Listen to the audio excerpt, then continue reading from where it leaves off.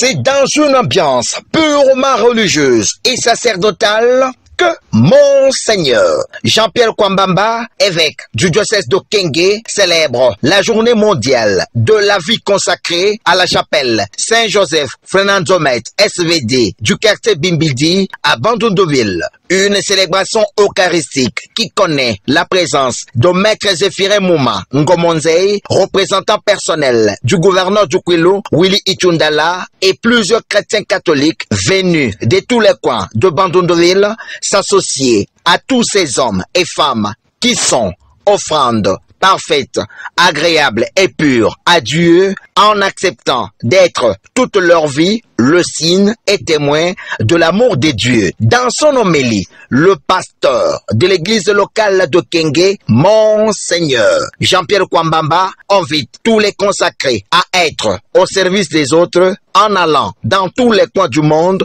avant de souligner ceci. Le message, c'est d'abord l'action de grâce au Seigneur qui appelle, qui choisit en dépit de nos limites, en dépit de nos imperfections, comme nous l'avons si bien entendu dans l'évangile de ce dimanche.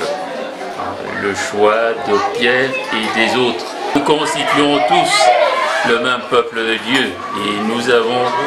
tous reçu le baptême qui fait de nous des prêtres. On parle du sacerdoce commun et cela devrait aussi, en ce temps de notre synode, nous rappeler cette vocation commune d'être des fidèles, d'être des vrais disciples du Seigneur. La chose la plus importante, c'est de nous sentir tous disciples du Christ et de répondre à son appel d'être, comme je l'ai dit, des vrais disciples du Christ selon les dons, selon les charismes que l'Esprit donne à chacun d'entre nous.